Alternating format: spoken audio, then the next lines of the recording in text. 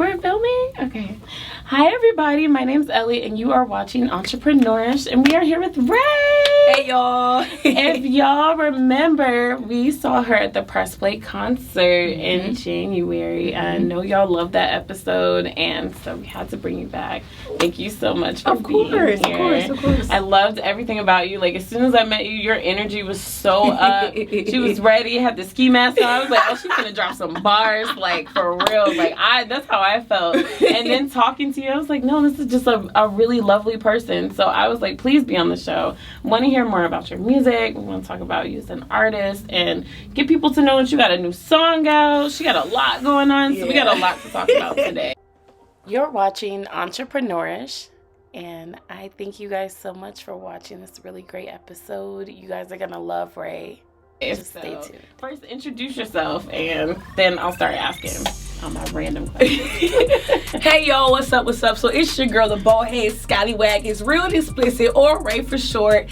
And I'm here with my girl. No, for real, the first time I met her, it was just all love. It was just fun. Thank you. And I was like, I said, is it obvious that I'm an artist? She said, yeah, you made it obvious. Okay.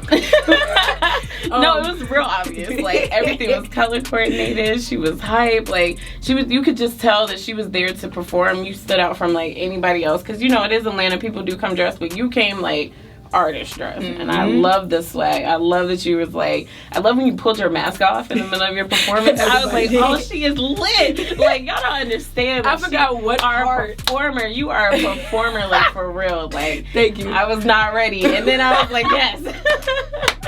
No one ever is, but the thing is, every time I perform, it's always the same energy. Like, I always find different ways of how I'm gonna walk down the entire, like, we gonna do this. Okay? I love that. Yeah, thank you. I love that. Thank you. So, and I get hot, so I was like, yes, you're like, please. So, okay, how'd you even get started? Like, how do you go, I'm good at rapping, this is what I'm gonna do? Like, well, it started off with me singing. My voice sounds scratchy right now, so don't nobody ask me to sing nothing right now. That raspy. I know. I don't usually sound this way. I'm trying to get over, the sinus infection. There's too much going on in Atlanta. But so I started singing since I was like 3. Okay. So like singing always was like the start of everything. And I picked up rapping from writing poetry. Okay. So I was writing poetry from like 8th grade to like 10th grade. 10th grade I actually took AP literature because I loved words. I loved history too, but I loved words, and I was like, I'm really good at putting words together. We had a one English class we had to put together like a Black history poem kind of around like slavery and stuff like that, and I actually got 100 on it because like I really, and the thing is when I don't remember the whole thing, but in the top of my head, thinking about some parts, I said it could have been a rap the way I put it together. So literally, that's how I naturally, right now, it's going to be written kind of in a poetry way. But now it's over a beat, so now we're going to have a flow. It's okay. But yeah, so around, I would say, sophomore year of college, I actually, like, well, before that, like my first song I recorded was a gospel song. It was like I was like 16 years old, and I actually performed it for we had like a little spring concert at my school. Really? So my teacher wanted to focus on original music, and I'm not a piano player, but I always had this melody in my head, and I would play it on the piano, and he actually transposed it and like composed it in a whole symphony kind of way. And that was my first, I would probably say my first ever kind of performance at my school. And 2017, I got to a point where I said, maybe I could really do this. Okay. And then I was a sophomore in college, and shout out to my good man, Louis Baggs. He's a hard artist too. Okay. He gave me my first name because I didn't have a name. I didn't know what I was doing. I didn't know nothing. You was out here. I was out here freestyling, you know what I'm saying? He didn't record nothing yet. Like, he said, you should be called Blu-ray. And I said, that's so champ. Why would I do that? He said, no, just make it B-L-U-R-A-E. And he said, because the way you spit is really clear. Like, what you're saying, it makes sense. Okay. Like, I know what you're trying to say and what you're saying. Okay. So ever since then, I was like, okay, still champ, but I'll go with it. You know what I'm saying? So 2017 was my first house party. That was my first performance. Then the first song I made was called Flexin'. And I wrote that song washing dishes in the house. But I said, oh, this is hard though, It was over a YouTube beat. I love that. Not a YouTube beat. I hate them now. Like, right. I was coming outside. I was like, but this is hard. So it was just like, okay, flexing, ooh, flexing, ooh, flexing, Right. ooh, flexing. Okay. So I was like, and that's how it started. From that house party on. Shout out to my good friend Lala. She was like my first manager. Okay. Mind you, we like 19, 20 years old. Don't know what we doing. Just out here. But we know we got something Y'all going. booking shows though. Yeah. See? So she was the first person that actually helped me gain my confidence in front of the camera, performing on like in front of people. Because her. yeah, no, for real. That's real friend. That's my girl. Like we don't talk as much now, but we always know we sisters regardless. I feel you. So I remember I seen an old video that she sent me when I was Blu-ray and stuff, and it was like I was talking my stuff, but I wasn't as hype as I was now. Like I wasn't all around.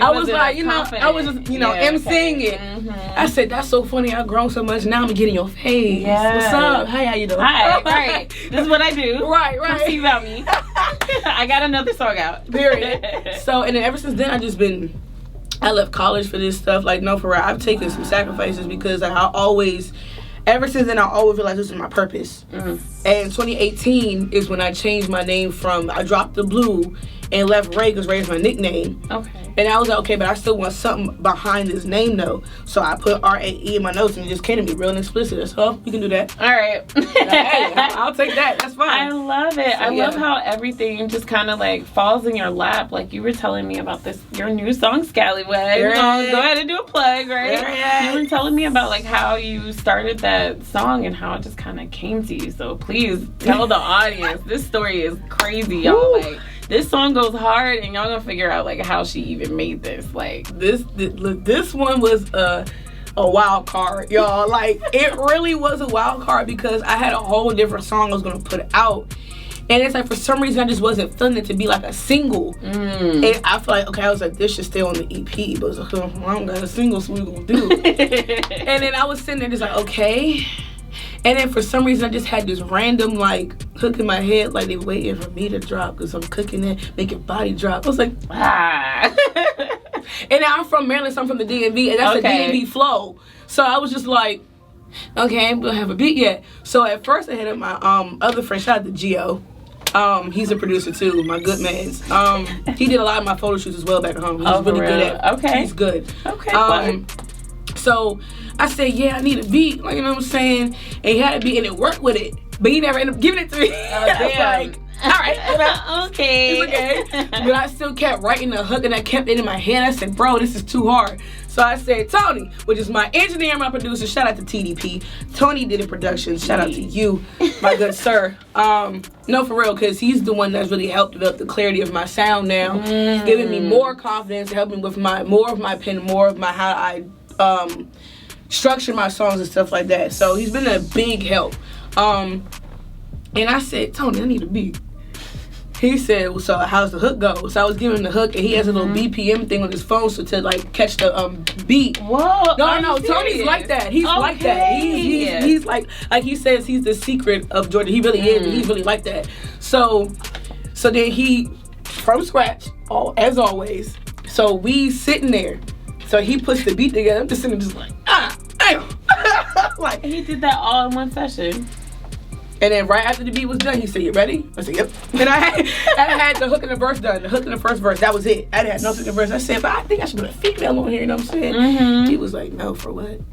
Make everything right now just strictly you, so everybody can see how you can change up and how versatile you are, and then go to the feature." But he said, "Right now, no, make everything you do right now just strictly you. That way people can see that you can carry your song without nobody on there." And I said, "You right." So got in there, recorded the song. I had to come back to the second verse because I didn't have the second verse done. I said, okay, fine. So I came back one random day, I think at work or somewhere. I still got the second verse. I said, oh, all right. So I got the second verse. And it was funny because it was a whole different part in the hook. But it felt like it was drawing the hook out too long. And I said, Tony, take that out. I don't like that no more. No more. I don't like that. So he took it out. And then when he actually finished mixing and mastering, he played it in the studio. I said, bro, this is ridiculous. Like, and then song was done. Now, me being the Libra, I am overthinking everything. Libra, that's what it is. That's the vibes. Okay, I got it. Okay. So me being driven by air, we just everywhere. Like, So I'm just sitting there just like, okay, I want to drop it. It's not ready. I don't have the budget. Yeah, I can't do this. I don't know what to do. This is not. I said, God, okay, I don't know. That's not the thought process of an entrepreneur. No, like, I'm just like, bro, it's not ready. And then like my engineer was like, just put the song out. Like at the end of the day, at least it will be coded for streams when you put it through distribution, and then just come back and then build the pieces from there. But at least the song is out for a reference that if anybody hears it, they can still always find it regardless. So like I just pulled this up on Spotify. Period. No, it's really everywhere, like on everything. So it's just like he was like, but sometimes you just gotta take the leap of faith and just do it.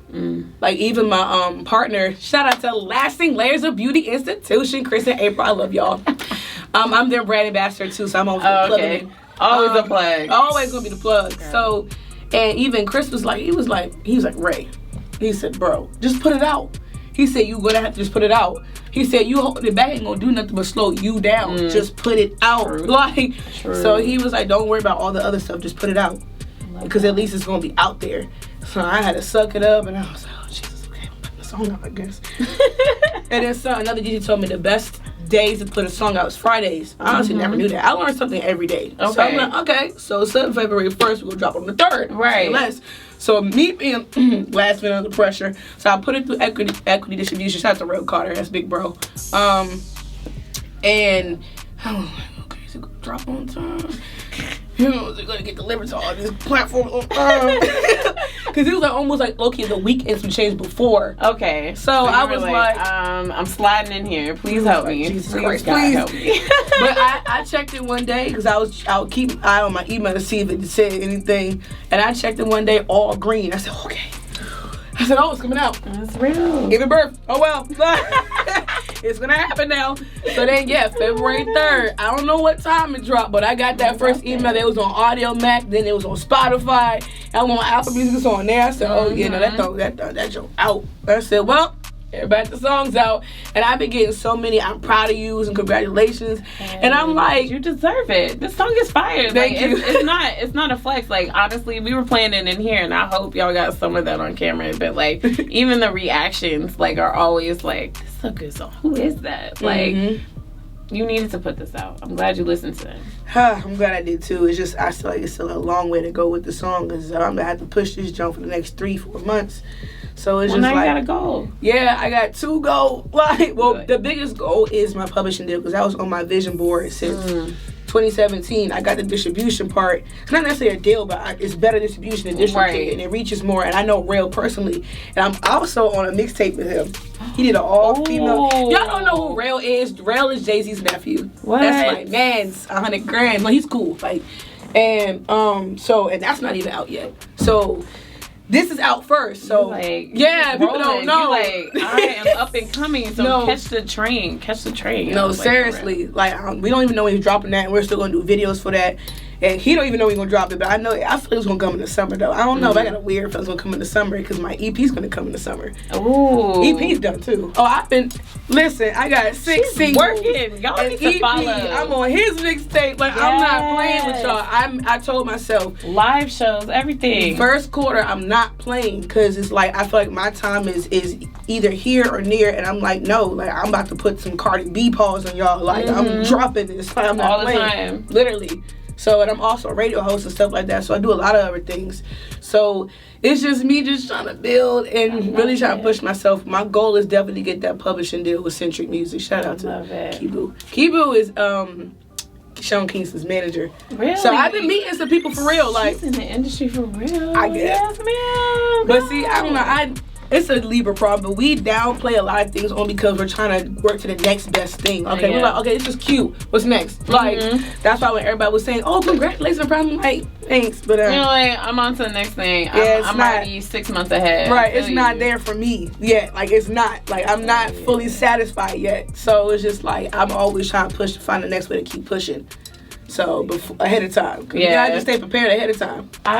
My favorite quote is from Rihanna, and she was always talking about how she is always 3 months ahead. Like, she was like, okay, I could drop something. I don't even care why I'm dropping it. She was like, even during the photo shoot of me dropping it, I'm already thinking about the next one. I'm already on the other thing. So I always say to myself, it's like, if your brain keeps moving towards a new goal, then that's how you know that you're supposed to be where you are. Mm-hmm. Like, you'll never stay stagnant in your head. You'll always come up with a new idea, a new way to flow, a new way to bring entertainment. Mm-hmm. And that's why I really do, like, I admire y'all who get on stage, because that is a lot of eyes on you. Like, for any of the people who might think about starting, becoming a rapper, like, how do they get over, like you said, you went from being kind of stagnant to now you in their face. Like, how'd you do that? Like, how you do that? I mean, it's about more so like growing into yourself and being confident. It's your music, right? Yeah. You wrote it, right? I would hope. You wrote it, right?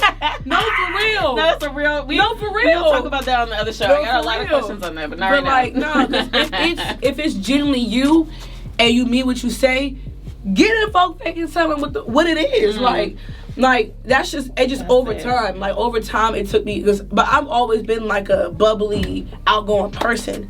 But when it comes to people watching me, I've been doing solos in the choirs in church since I was 6. So people watching me and people like streaming and stuff, it never bothered me because I was always used to that at a young age. So it was never nothing. But it is different when you are in your own truth, through your own music, and you're in these different platforms, not knowing who's there. My biggest crowd was when I performed in Miami in 2020. For Julian Booth. Julian Booth is on VH1 Love and Hip Hop Miami. He used to manage Trina, manage Trick Daddy, manage Amara La Negra. Like, you know what I'm saying? He had a big talent showcase. That VIP spot was $500. So the dude called me, the person who was like putting it together. He said, yeah, you just have to have $250 by Sunday. I said, okay. Guess what I did? Bust my behind with the $250. I said, yeah, I got it. He said, for real? I did. And he said, the other $250s when you get there. Okay. And the thing is, I got paid that same week. Here's the $250. He's like, what? He's like, I'm not playing with you. Right. Like, I'm being on that stage. Be there. Like, who's letting this pass me by? Right. Like, and I had help to get there. My aunt helped pay for the hotel. My mom gave me some money before I left. Wow. We drove 14 hours down. Me and my good friend Jackie, shout out to her because she had my back the whole time. Wow. And that's when I performed one of my older songs, Champion. And I remember before I even stepped out there, Julia was like, you ready? I was like, yeah. He said, oh, I know. He was like, I don't even know how he was like, but you know, as a manager, he can see. Yeah. You know what I'm saying? And the whole night, I had my neon green ski mask on. I had my black Champion sports bra, black pants. So it's just like, everybody was... This girl's swag is crazy. I be chilling. No, she don't be chilling. She don't be chilling. She don't. She's lying. Like, she has swag. But I was just like, I was everywhere I walked around. Even the DJ was like, I don't know who in the green ski mask, but okay. Right. We got the bandits in the building. See? I was like, what's up? Like, everybody was just like, yo, but who is that? Like, who is that? And I'm just, I had platform shoes, so I'm just walking tall and confident, just walking through chilling. I love it. Got on that stage. Mind you, I had the wrong shoes on because I left my actual performance shoes in the hotel room. So I said, well, I looked at my homegirl. I said, we're going to do this jump barefoot. She said, for real? Got up there and I said, well. And right before the song started, the other shoe came on time, on cue. And I said, what's up? It was the biggest crowd I performed at. And they was like, yo, like, who is this? And we only got to perform one song. It was a lot of artists. Man, I just was not playing. Went from the top of the stage to the bottom, finished the rest of the performance on the bottom.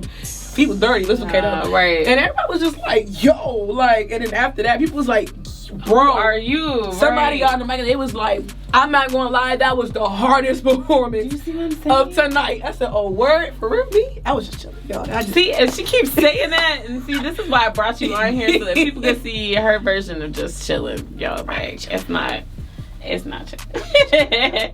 She be lit. So, okay. Let everybody know where they can find your social media so they can follow everything you got going on, and then let them know where they can find your brand new, what were you going to call this? What is this? It's a brand new single. It's a single. It's a new era, man. Okay. So you can find me, your girl, at Real and Explicit on all platforms. Realandexplicit. Literally spelled as it sounds. All one word. And I do follow back. I do engage, you know, when I'm not busy. But you know what I'm saying? But I do follow back for real.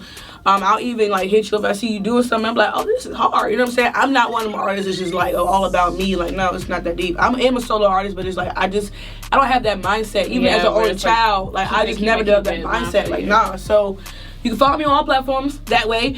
And Scallywag is on all platforms. You literally spell as Scallywag at Real and Explicit. You know, find me. I'm on there. All platforms, whatever you got is on there. So we're gonna do a music video soon and all that. So just keep an eye out. And I'm a radio host, y'all. So if you ever want to come on the radio show, 106 Live Radio, Bridge Club Crew, CRU, hit me up and I got you. Whatever you do, we can bring you on it. You know what I'm saying? So yeah, I didn't have to do nothing. This is perfect. Y'all, thank you so much for watching Entrepreneurs. I've been your host, Ellie, and we'll see you next time. Bye. Thanks for watching this episode of Entrepreneurs, and we'll see you next time.